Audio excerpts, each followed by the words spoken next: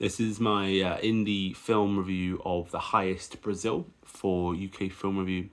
And The Highest Brasil is written and directed by Jeremy Curl and stars Ger Staunton, Jennifer Breslin, Stephen Doring and Tanja Karita, among others. It's a fabulous film, absurdist, kind of dark comedy set in Ireland, and surrounds the story of a character called Sheamus, who's played by Staunton, who's a fisherman, very much a sort of bleak, depressed character, spends his days fishing but not particularly successfully, has a fairly broken relationship with his wife Kathleen, played by Jennifer Breslin, and looks to be kind of just surviving. He also has some quite bizarre behaviour, such as turning his clothes inside out, and there's a scene where he sees a hearse, so he has to hold his collarbone. Gets explained later in the film, but it's quite sort of wacky to see at the beginning. So Sheamus finds a flyer promoting the services of a character called Brendan, played by Stephen Doring.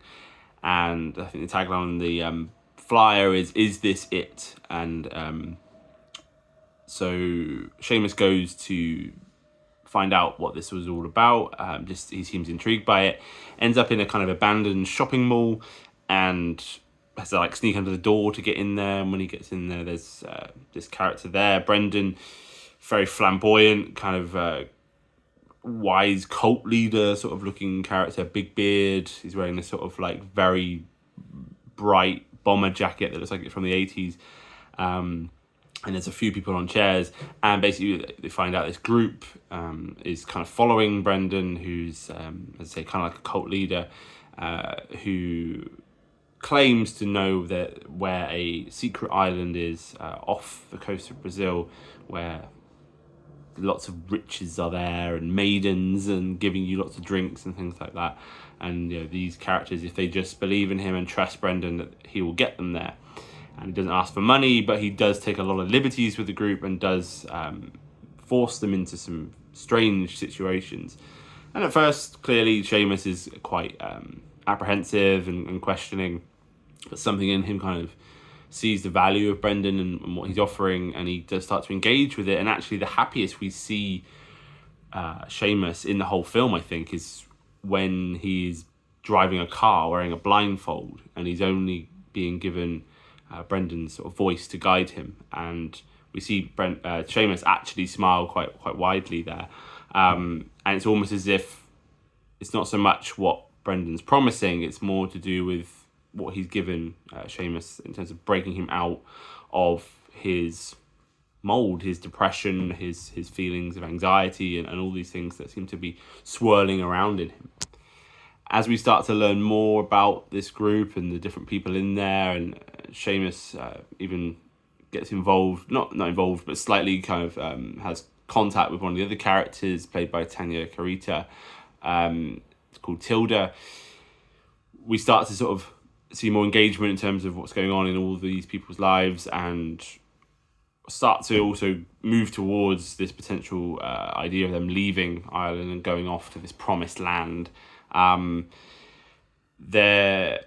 rift between Sheamus and his partner Kathleen only grows bigger with his sort of plans to bring Brendan into their lives. And Kathleen is very questioning of this. She even starts to sort of try and get involved with Brendan to find out more.